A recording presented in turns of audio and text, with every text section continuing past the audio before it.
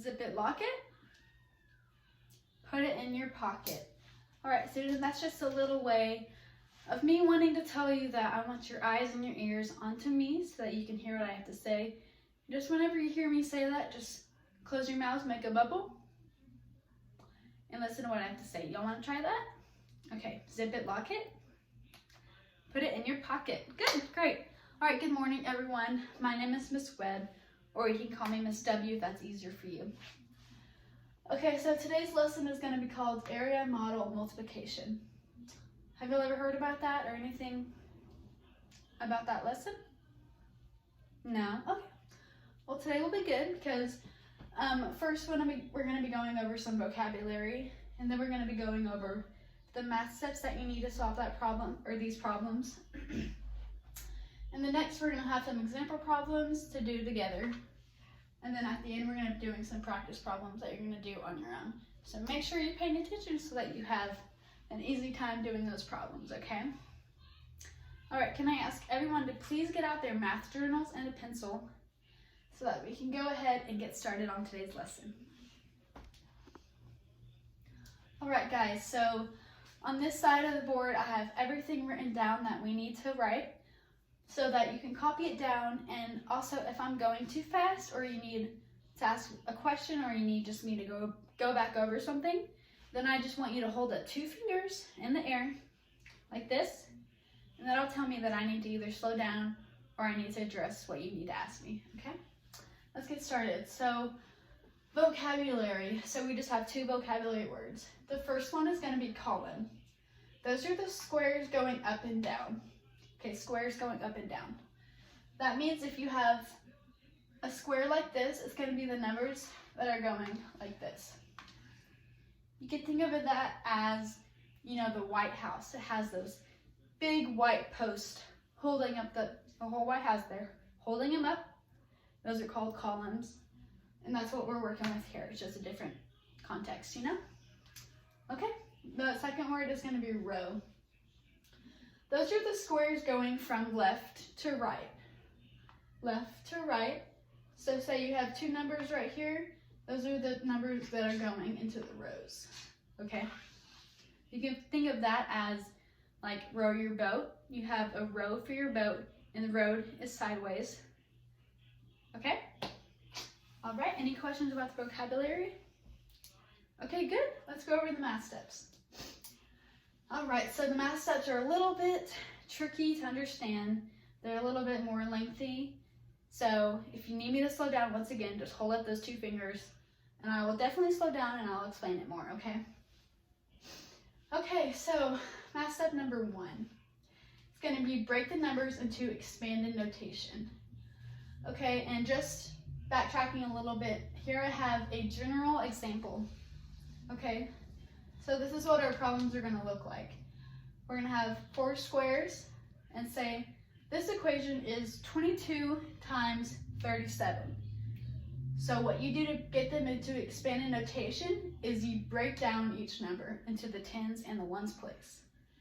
So the 22 is going to turn into the number 20 and then the number 2 in the next column. And then same for 37, but it's just going to be in the rows. It'll be the number 30 in the first row and then the number 7 in the second row. So just think of it as expanded notation as if you're taking the ones place out of the number. So if you have 22, you take the 2 out of the ones place, and then you're left with 20 in the ones place. Make sense? Okay, let's go back to the steps. So step number 2 is write the numbers on the top column and on the side rows. So a big part of the math step that you need to know is that the first number of the equation, always the first number, goes onto the top for the columns, okay? And the second number always goes on the side for the rows, okay? Math step number 3 is you multiply the tens place in the first number by the tens place in the second number, and you write the answer in the top left box, okay? Then you multiply the ones place in the first number by the tens place in the second number, and you write that answer in the top right box. Number 5 is you multiply the tens place in the first number by the tens place in the second number, and you write that answer in the bottom left box. Number 6, multiply the ones place in the first number by the ones place in the second number, and write that answer in the bottom right box. And last but not least, you add up all the answers from all 4 boxes, and that's how you get the overall final answer. Okay guys, any questions? I know that this is a little bit tricky, but don't worry, in the example problems we're going to be going over it step by step, and I'm going to be breaking it down for you, okay? But does anyone have any questions? Do you need me to go back over anything? No? Are you sure? Don't be afraid to ask questions. Okay, since no one has any questions, we're going to be moving on to the example problems. All right, here we have the example problems. So, problem number 1. It is 61 times 37. Okay, so let's go back to the math steps. Math step number 1, break the numbers into expanded notation, and then following it right behind, write the numbers on the top column and on the side rows. So what we're gonna do, so we have 61. Let's start with 61. You always start with the first number, okay? And remember I said the first number goes on the top for the columns, okay? So we're gonna write 60, and then we're gonna write 1. Okay, so that's how that's gonna look. And then same with the second number, but it's gonna be on the rows, okay?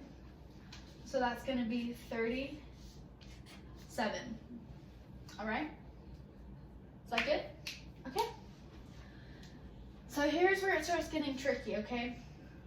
And since y'all are only 3rd grade, I know these are big numbers. Y'all are more than welcome to pull out your calculator so that you can do these big numbers for the calculation, okay?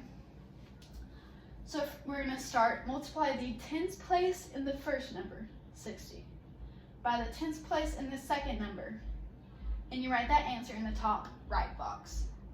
So y'all can tell me what 60 times 30 means? 1800, okay. So 1800 goes in that top left box. All right, number 4, multiply the ones place in the first number by the tens place in the second number, and write that answer in the top right box. So I'm sure y'all can tell me what 30 times 1 means, or what 30 times 1 is. Yeah, it's just 30. Okay. All right, number 5, multiply the tens place in the first number by the ones place in the second number, and write that answer in the bottom left box. So can somebody tell me what 60 times 7 is? 60 times 7. 420? All right. All right, and then number 6, multiply the ones place in the first number by the ones place in the second, and write that answer in the last box. So 7 times 1, that's just 7. All right, good job, guys. So now that you have done all the tricky math, now we're just going to be doing some addition from all the boxes to get the final answer. So what we're going to do is we're going to do 1800 plus 420 plus 30 plus 7. And what is that answer? 2,257. Okay? And there you go. That is your final answer. See? I know it's a lot of steps and it's a lot of tricky math in your head, but it's not that hard. Y'all will get it. All right, let's move on to the number 2. So going back over the steps, we're going to break into expanded notation, and then we're going to write the numbers on the columns and the rows. So just like we did up here, it's going to be 70 and 1, and then 30 and 1. Okay, so remember the tens place by the tens place. What is 70 times 30? 2100, good. Okay, and then what is 30 times 1? We had it up there, it's 30, good. 70 times 1 is 70. And then 1 times 1 is just 1. So let's add up these answers. 2100 plus 70 plus 30 plus 1. And what's that answer? 2,201. Good. Okay. Number 3. 55 times 49. So expanded notation and then writing the numbers. So 55, 50, and 5, and then 40 and 9. Okay. So you multiply that tens place by the tens place. 40 times 50, 2,000. Okay. And then 5 times 40, 200. Good. 50 times 9, 450. And then 5 times 9, 45. Good job. Okay, so we did all the steps, we went through it, and the last step is you add up all the answers to get the final answer. So let's do 2,000 plus 450 plus 200. Oh, sorry. I got that in the wrong place, and then plus 45. Okay. What is that answer? Okay, so 2,695. Good job. Okay.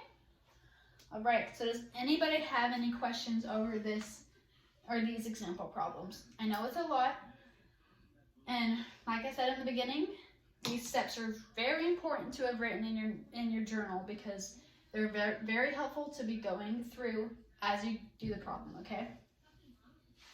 Okay, so nobody has any questions? Anything you want me to go over? Anything you want me to tell you how to do it again? I have no problem with that. Okay, does everyone have these written down? Okay. All right, so for the practice problems, what I want to happen is that I want the next 15 minutes to be spent doing these practice problems. And I've decided that I'm gonna let y'all get into groups of 3. So pick you and 2 more buddies that you wanna do these problems with, okay? I'm gonna give you 15 minutes. I'm gonna set a timer. When the timer goes off, I want you to put your pencils down and I want you to put your eyes onto me, okay? I'm gonna be walking around the room, and if anyone has any questions or if they want some help, just raise your hand and I will come by and I will help you, okay? All right, 15 minutes. Get ready, set, go. All right, it's been 15 minutes. So does anyone have any questions over the problems that they just went over? No? Okay. Well then, since y'all don't have questions, I want 3 volunteers to come up to the board and to do their work and to show us what answer they got for their problems. And then after everyone does all their work, we're gonna be going over it together. Okay, so can I have 3 volunteers? Okay, Sally, Jim, and Nathan. Okay, y'all come up to the problem and show your work. All right, y'all did so good. You were so good at solving these problems. Okay, so real quick, let's just go over these practice problems, then I'll be telling you what the rest of the class is gonna be doing. Okay, so number 1, it was 46 times 78. So Sally did 40 and 6 and 70 and 8. And then she added the 10, or multiplied the tens place. And then she multiplied the ones place by the tens place and got 420. And then she multiplied the tens place by the ones place and got 320. And then she multiplied the ones place by the ones place and got 48.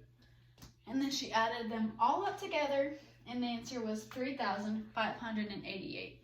Great job, Sally. Okay, Jim. So Jim did 20 times 31. So he did 20 and then 0, and then 30 and 1. He did 20 times 30, which was 600, 0 times 30, which is 0, 20 times 1, which is 20, and then 0 times 1 is 0. So in this one, he just had to add up 620, and then he got 620. All right, and Nathan, last but not least, Nathan did 89 times 56. So you see that he did 80 and 9, and then 50 and 6. So 80 times 50 is 4,000. 9 times 50 is 450. 80 times 6 is 480, and 6 times 9 is 54. He added those all up and got 4,984. All right, y'all did so amazing. I'm so proud of you for getting this all done.